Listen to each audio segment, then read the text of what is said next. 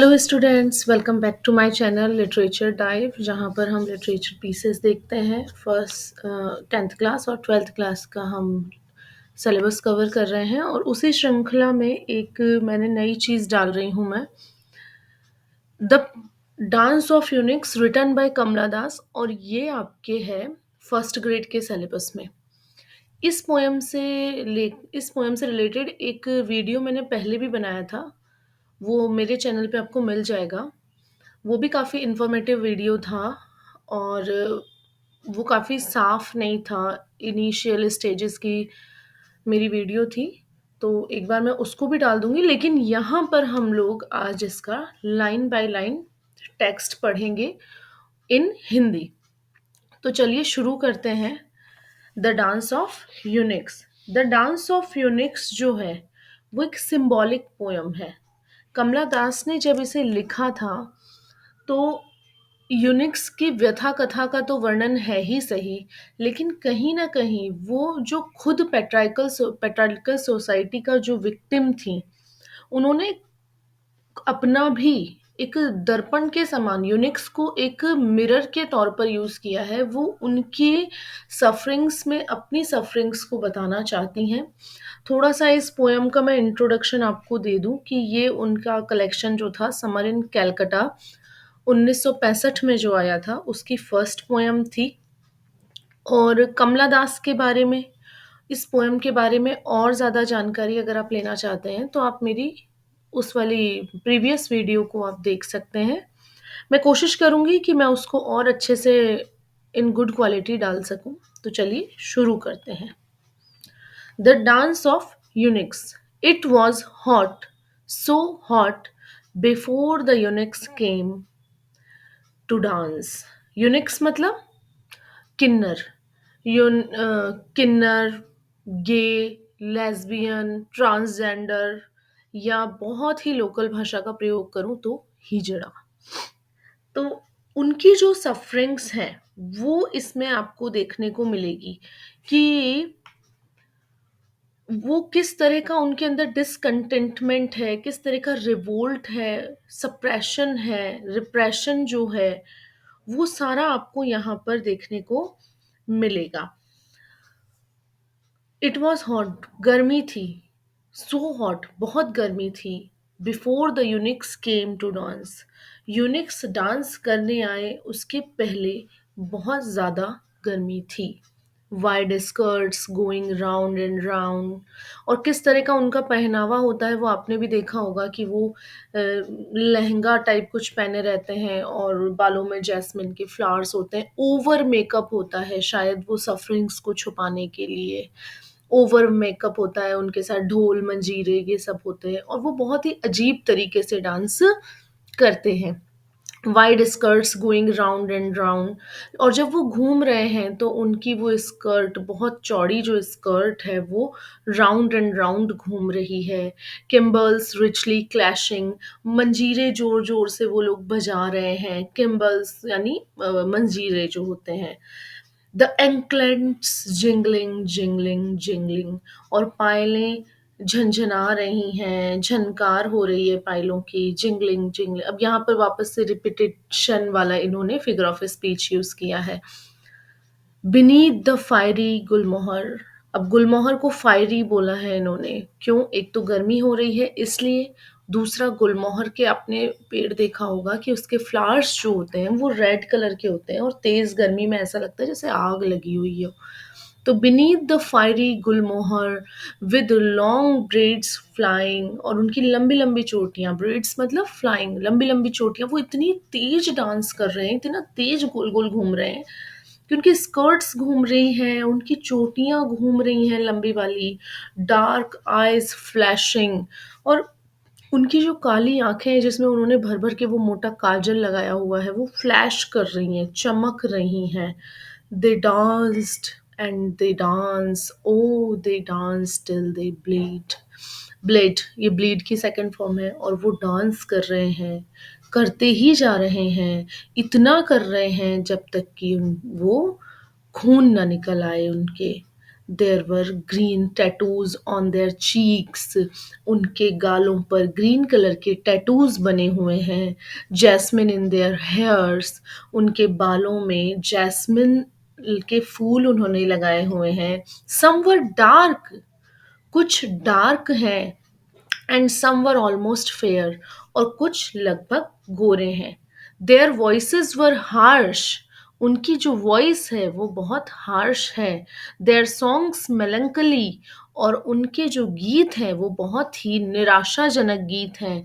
दे संग of lovers dying and और children left unborn, और किस तरह के गीत गा रहे हैं वो लवर्स के मरने के, प्रेमियों के मरने के गीत गा रहे हैं। जो बच्चे अनबॉर्न रह गए हैं, जिनका जन्म नहीं हुआ है, वो उनके गीत गा रहे हैं। ये लाइनें देखिए, आपको किन्नरों की जो सफरिंग्स हैं उसको दिखा रही हैं। वो रियल में डांस नहीं कर रहे हैं। Dance is the source of represent their sufferings. उनके डिलेमा को वो दिखा रहा है कि उनकी कंडीशन हमारी सोसाइटी में क्या है। वो किसको रिप्रेजेंट करते हैं किन्नर? अनफ्रूटफुलनेस को, बैरननेस को सिंबल करते हैं। और कहीं न कहीं वो मार्जिनलाइज़्ड हो गए हैं हमारी सोसाइटी के स्टैंडर्ड पे वो खरे नहीं उतरे हैं। हमारी सोसाइटी ने जो स्टैंडर्ड बनाया हुआ है कि नहीं, 2 ही सेक्स यहाँ पर एक रिस्पेक्टेड लाइफ को लीड कर सकते हैं, या तो मेल होना चाहिए या फीमेल होना चाहिए। और अगर आप ट्रांसजेंडर हैं, या आप होमोसेक्सुअल हैं, या आप लेस्बियन हैं, गे हैं, या यूनिक्स हैं, तो it's very hard to you to lead a respectful life in our society. That's why their songs are melancholy. That's why their voices are harsh. That's why they sang about unborn child. Some beat their drums, other beat their sorry breasts. कुछ अपनी छातियों को पीट रहे हैं, sorry, कुछ drums को बजा रहे हैं, बीट यानी पीटना। कुछ ड्रम्स को पीट रहे हैं, others beat their sorry breast. कुछ अपनी सॉरी ब्रेस्ट यहाँ पर ट्रांसफर एपिथेट का यूज किया है उन्होंने, कि कुछ अपनी ब्रेस्ट को, वो छाती जो ना पुरुष की है, जो ना महिला की है, जो इनकेपेबल है to feed a child, incapable to making love with a male, वो उस छाती को पीट रहे हैं। एंड वेल्ड, विलाप कर रहे हैं। And rid in vacant ecstasy, rid का मतलब, वेल्ड का मतलब विलाप करना, रिड का मतलब होता है दुखी होकर चीखना। मतलब दोनों का मतलब सेम ही होता है, विलाप करना और दुखी होकर चीखना। इन वेकेंट एक्सटेसी, एक्सटेसी तो है, आनंद तो है, परमानंद तो है, बट वो वेकेंट है, उसमें शून्यता है। They were thin in limbs and dry, वो बहुत पतले हैं। इन लिम्स, उनके अंग बहुत पतले हैं और सूखे हुए हैं। Like half burnt logs from funeral pyre. देख कितनी अच्छी तुलना की है यहाँ पर उन्होंने उसका प्रयोग करके, सिमली का प्रयोग करके, half burnt locks from funeral pierce, कि उनके पैर जो लग रहे हैं वो ऐसे लग रहे हैं जैसे चलती हुई चिता में अधजली लकड़ियाँ। And drought and rottenness were in each of them, और उनके अंदर एक अजीब सा सूखापन है, एक सड़ांध है। अब सड़ांध ऐसा नहीं है कि वो सड़ गए हैं, आप सड़ांध देखिए कि उनकी जो इच्छाएं हैं, उनका जो मनोभाव है, उनकी जो जीने की ललक है, वो सब उनके अंदर ही अंदर सड़ गई है। और वो कहीं ना कहीं उनके एक्शंस में, उनके रिएक्शंस में निकल निकल के बाहर आ रही हैं। Even the crow were so silent on the tree. अब यहाँ से वापस एक सिंबल उठाया है क्रो का। Crow is the bad omen in our society, represent bad omen, अपशगुन को दर्शाता है। और क्रो भी चुपचाप बैठा है पेड़ पर। इवन द क्रो, यहाँ तक कि क्रो भी साइलेंट बैठा है ट्री पर, क्योंकि उनसे भी ज़्यादा मार्जिनलाइज्ड हमने ट्रांसजेंडर लोगों को कर दिया है, यूनिक्स को कर दिया है। And the children wide eyed, still, और बच्चे उन्हें घूर-घूर के देख रहे हैं, वाइड आइड के साथ उन्हें देख रहे हैं, because they are not familiar नहीं है वो इस चीज़ से। All were watching these poor creatures convulsions, और सब के सब देख रहे हैं उन पुअर यानी बेचारे, बेचारे क्रिएचर्स, इन लोगों का कन्वर्जन का मतलब होता है दौरा पड़ना। वो डांस ही ऐसे कर रहे हैं जैसे कि उन्हें दौरा पड़ गया हो। जैसे कि मतलब जिंगलिंग कर रही हैं उनकी एंकलेट, स्क्रैम्बल्स को क्लैश कर रहे हैं वो लोग, wide skirt going round and round. तो ऐसा लग रहा है जैसे उन्हें दौरा पड़ गया हो। और तभी the sky crackled then thunder came, और तभी एक बिजली सी चमकती है, स्काई क्रैकल होता है, आसमान टूटता है, थंडर केम तूफान आता है, तेज हवाएं चलती हैं, एंड लाइटनिंग एंड रेन, बिजली चमकती है और बारिश होती है। A meager rain that smelt of dust in attics and the urine of lizard and mice। और तभी मीगर, मीगर यानी होता है थोड़ी सी बारिश होती है, और वो बारिश भी सिचुएशन को और भी ज़्यादा वर्स कर देती है। क्यों? क्योंकि एटिक, एटिक होता है ना वो ट्रायंगल शेप की जो छतें होती हैं, उसका ऊपरी हिस्सा जो छत का होता है उसे एटिक बोलते हैं। कि एटिक पर डस्ट की स्मेल के साथ लिज़र्ड यानी छिपकलियों और चूहों का जो पेशाब है, उसकी गंध मिलकर एक बदबूदार सा माहौल क्रिएट हो जाता है। तो ये थी यू डांस ऑफ यूनिक्स। अब ये सिंबलाइज़ कैसे है मैं आपको बताती हूँ कि वो अपनी लाइफ़ को कैसे इसमें रिप्रेज़ेंट कर रही हैं कमला दास। कमला दास की शादी हुई थी 15 साल की उम्र में। इनके हस्बैंड थे माधव दास, जो कि एक बैंकर थे, और अब इनकी एक रचना है माई स्टोरी, जो कि ऑटोबायोग्राफिकल टोन पर लिखी हुई है। तो she said that her life had been planned and its course charted by her parents and relatives. कि जब 15 साल की उम्र में उनकी शादी हुई, her body was not ready for making love, but उनका जो लाइफ के चैप्टर्स थे वो उनके रिलेटिव्स और उनके पेरेंट्स ने पहले ही लिख दिए गए थे। तो जब 15 साल की बच्ची वेकेंट एक्सटेसी को फ़ील करती है लव मेकिंग में, एक्सटेसी तो मिलता है, बट चूँकि उनकी बॉडी प्रिपेयर नहीं है तो वो वेकेंट है।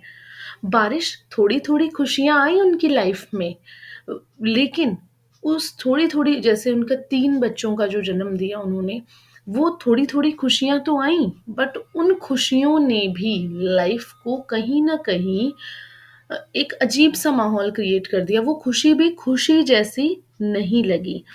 आप देखिए कि इस पोएम में बहुत सारे एलिप्सिस का यूज़ हुआ है। एलिप्सिस मतलब ये 3 डॉट्स, 3 डॉट्स का मतलब होता है इमोशंस एंड थॉट्स की इर्रेगुलरिटी को ये शो करता है। यहाँ पर वो और भी कुछ कहना चाह रही थी जो वो नहीं कह पाईं। लैंग्वेज इसकी कोलोक्वियल है, यानी कि बातचीत करने वाली लैंग्वेज है, बिल्कुल भी हार्ड लैंग्वेज नहीं है। सॉरी ब्रेस्ट में उन्होंने ट्रांसफर एपिथेट का यूज़ किया है। ऑडिटरी इमेजिनरी है, यानी डिस्क्रिप्शन ऑफ साउंड है।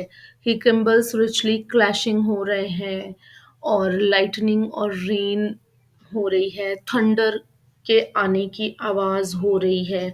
तो ये सब क्या है? डिस्क्रिप्शन ऑफ साउंड है, जिसे ऑडिटरी इमेजरी कहा जाता है। और एक है डिस्क्रिप्शन ऑफ स्मेल, लिजर्ड और माइस के यूरिन की स्मेल, डस्ट के स्मेल, तो उसे बोलते हैं ऑल्फैक्टरी इमेजिनरी। तो ऑल्फैक्टरी इमेजिनरी होती है डिस्क्रिप्शन ऑफ स्मेल। आप चाहें तो इसे लिख भी सकते हैं, और बाकी इसमें कौन-कौन से फिगर ऑफ स्पीचेज़ हैं। अब देखिए, मैं आपको बता रही हूँ कि मेरी प्रीवियस वीडियो में आपको क्या मिलेगा।